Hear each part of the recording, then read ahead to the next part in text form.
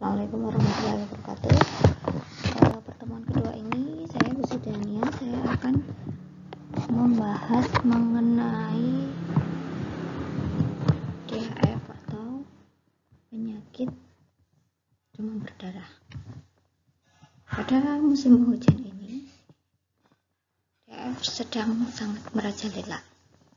Hati-hati untuk wilayah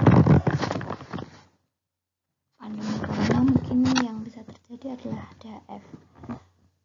Oke, kita akan bahas satu persatu 30 menit ke depan. Kita akan bahas masalah DHF dan malaria. Siapkan headset ataupun komputer laptopnya di depan Anda. Stay tune terus. Mari kita buka perkuliahan ini dengan baca Bismillahirrahmanirrahim. Oke, epidemiologi DHF. DHF merupakan penyakit yang banyak ditemukan di sebagian besar wilayah tropis dan subtropis, terutama di Asia Tenggara, Amerika Tengah, dan Amerika daerah sekitar Karibia. Untuk prevalensinya, ini kebanyakan terjadi di rentang usia kurang dari 15 tahun dan sekitar 3,64% nih pada umur di atas 45 tahun. Host dan agen alami DHF. Hostnya tempat berkembangnya adalah manusia, sedangkan agennya atau faktor penularnya adalah virus dengue, golongan famili Flaviridae dan genus Flavivirus, terdiri atas 4 serotip, yaitu DEN1, DEN2, DEN3, dan 4. Ditularkan ke manusia melalui gigitan nyamuk yang terinfeksi, yaitu Aedes aegypti dan Aedes albopicus 2. Masa inkubasi virus dalam tubuh manusia, inkubasi intrinsik berkisar antara 3-14 hari sebelum gejala muncul. Jadi sebelum 3 hari atau sampai 14 hari biasanya belum akan muncul tanda dan gejala. Gejala klinis muncul rata-rata pada hari ke-4 sampai ke-7. Dan di dalam tubuh nyamuk berlangsung 8-10 hari. Vektornya ditularkan oleh nyamuk Aedes aegypti, Aedes albopicus yang menjadi vektor pendamping. Kedua spesies nyamuk ini ditemukan di seluruh wilayah Indonesia. Aedes aegypti ataupun Aedes albopicus ini hidup di wilayah pada ketinggian di atas 1000 meter di atas permukaan laut. Tetapi dari beberapa laporan dapat juga ditemukan di daerah ketinggian sampai dengan 1500 meter. Kedua spesies nyamuk tersebut termasuk ke dalam genus Aedes dari familia Golgidae. Ini penyebarannya, jadi selama 8-10 hari berkembang biak dulu di dalam tubuh nyamuk, kemudian virus menggigit manusia, terutama di lokal limfo, nodus limfo, dan di liver. Virus ini kemudian akan masuk ke lenjar, masuk ke dalam darah, dan menginfeksi tubuh manusia melalui sel darah putih dan kelenjar limfatik. Virus ini kemudian akan masuk ke dalam jaringan dan bersirkulasi di dalam darah. Kemudian nyamuk yang sudah menggigit manusia tadi, darahnya tetap mengandung virus, kemudian virus tadi bereplikasi dalam tubuh nyamuk tersebut. Kemudian nyamuk tersebut akan mereplikasikan virus tersebut di dalam glandula salivari, kelenjar ludah, dan dia akan menularkan kepada manusia yang lain. Itulah siklus dari nyamuk yang Aedes aegypti yang menyerang manusia pada kitanya. Faktor risiko penduduk. Faktor risiko penduduk di perkotaan akan terasa lebih cepat karena mobilisasi penduduk yang semakin banyak, kemiskinan, tidak mampu menyediakan rumah yang layak, pasokan air minum yang sedikit, pembuangan sampah yang benar tidak ada, kemudian pendidikan dan pekerjaan masyarakat yang rendah, jarak antar rumah yang terlalu sempit, keberadaan tempat penampungan air, keberadaan tanaman hias dan pekarangan yang banyak mengandung air, terutama di bahan barang bekasnya, dan mobilisasi penduduk. Manifestasi klinis dari pasien yang sudah terjangkit DHF Yang pertama, bisa saja infeksi tanpa gejala demam, kemudian muncul demam, ditandai dengan demam tinggi terus-menerus selama 2-7 hari. Muncul perdarahan pada uji tourniquet, yaitu dengan memantang sphygmomanometer yang diukur kemudian dipantang dibagi rata-rata dibagi 2 di paling tidak 5 menit. Di situ akan muncul tanda perdarahan atas peteki. Trombositopeni dengan jumlah trombosit kurang dari 100 kali. Bocoran plasma akibat peningkatan permeabilitas membran. Ini tanda-tanda dan gejala dari demam berdarah, bisa disertai dengan sakit kepala, sakit di belakang mata, demam yang diikuti panas, perdarahan ringan dari gusi, hidung, dan bawah kulit, badan terasa ngilu atau sakit semua, muntah-muntah, bisa diikuti dengan diare dan ruam kulit.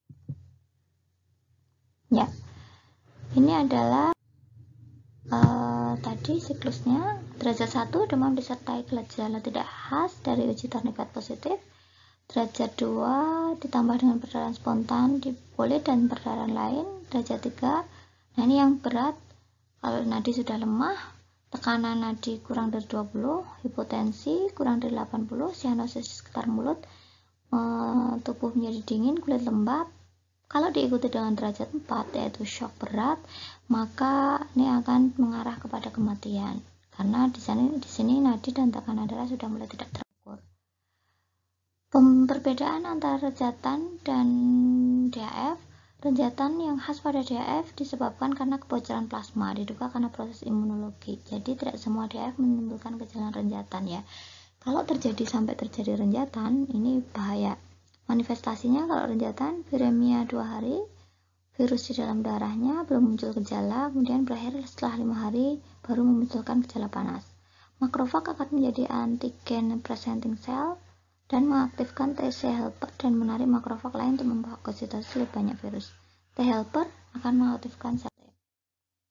Patofisiologinya, peningkatan akut permeabilitas membran vaskuler akan menyebabkan kebocoran plasma. Kebocoran plasma tadi akan masuk ke dalam ruang ekstravaskuler sehingga hemokonsentrasi dan terjadi penurunan tekanan darah. Pada kasus yang lebih berat, volume plasma menurun lebih dari 20% dan hal ini didukung penemuan postmortem. Jadi kalau pasien DAF ini meninggal, hasil postmortemnya mungkin muncul efusi pleura, hemokonsentrasi, dan hipoprotein.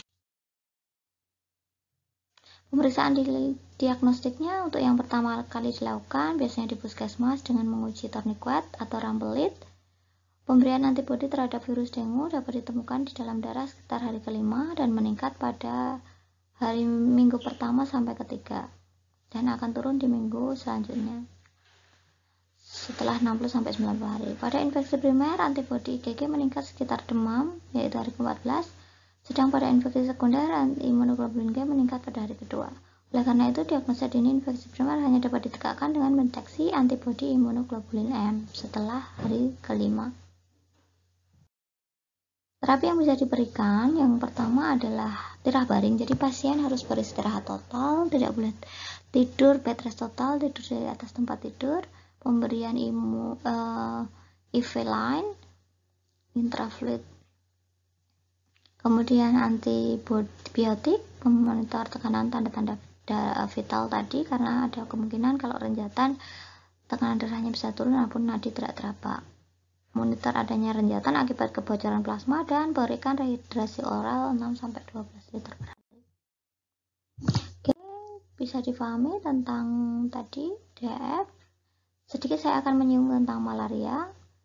Malaria disebabkan oleh protozoa obligat intraseluler dari genus Plasmodium. Malaria disebabkan oleh Plasmodium malariae, Plasmodium vivax, falciparum, dan ovale. Ini jumlah kasusnya. Nah, ini transmission cycle hampir sama, vektornya adalah nyamuk ya, menginisiasi human, terjadi Plasmodium sporoides di dalam hati manusia, menginfeksi hati, terjadi infeksi darah, kemudian digigit lagi oleh vektor yang kedua dan menggigit manusia selanjutnya. Ini siklus dalam hati manusia di ekstrosel. Nah, hati akan membuat tadi dari merozoid skison menjadi tropozoid. Nah, ini kemudian menjadi zigot menjadi ookinete, ookista, sporozoid di dalam ketika sudah masuk gigitan nyamuk lagi. Nah, akan menginfeksi manusia yang lain. Prevalensinya umur paling tinggi adalah pada umur 5-9 tahun. Ini faktornya ada banyak sekali. Anopheles ancovitus, aconitus, flavirostis, Ludlowi, dan lain sebagainya. Tanda-tanda dari malaria bersama dengan DF yaitu ada demam, muntah, dan diare. Ya, ini bedanya DBD dan malaria. Kalau DBD itu 3-4 hari demamnya, ini 1-3 hari, 1-3 minggu demamnya, masa inkubasi terjadinya. Gejalanya hampir sama, pertolongan pertama juga rehidrasi. Jenis yang menyebabkan kalau DF Aedes aegypti, kalau malaria Anopheles. Untuk menentukan diagnosis, pemeriksaan sedia darah, pengobatannya dengan Plasmodium falciparum. Pada Plasmodium falciparum dan Plasmodium vivax, dasarnya adalah sama dengan pemberian Primaquine 45 mg per hari sebagai dosis tunggal.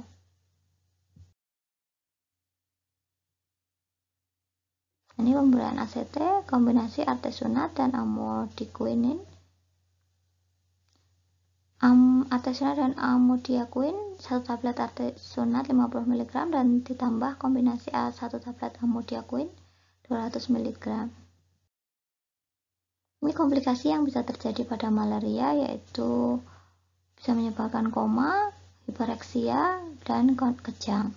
Jadi kalau terjadi koma sampai malaria cerebral, maka pertahankan oksigenasi, letakkan pada sisi tertentu, dan intubasi. Kalau panasnya tidak turun-turun sampai tinggi sekali, turunkan suhu badan menggunakan kompres, air conditioning atau AC.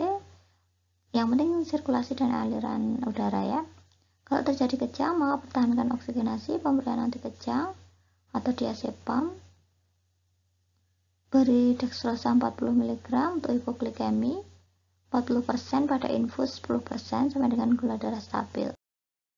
Pada pemberian pada komplikasi anemia berat, berikan transfusi darah segar. Kemudian pada penderita dengan komplikasi gagal ginjal akut, bisa diberikan dehidrasi untuk koreksi. Bila ada gagal ginjal renal, segera diberikan dialisis, perdarahan spontan, maka berikan vitamin K 10 mg selama 3 hari, ditambah dengan transfusi darah segar. Pastikan bukan disseminated intrakoagulan. Kalau terjadi asidosis metabolik, maka kesampingkan hipoglikemi, hipovolemia, septikemi. Bila perlu, berikan dialisis. Cari tanda sepsis, beri antibiotik, dan broad spectrum yang adekuat. Bila terjadi komplikasi edema paru akut dengan tanda-tanda sesak nafas, respirasi lebih dari 35 kali, berikan posisi tidur dengan tidurkan pasien 45 derajat, berikan oksigenasi dan furosemid. Terima kasih atas perhatiannya. Wassalamualaikum warahmatullahi wabarakatuh.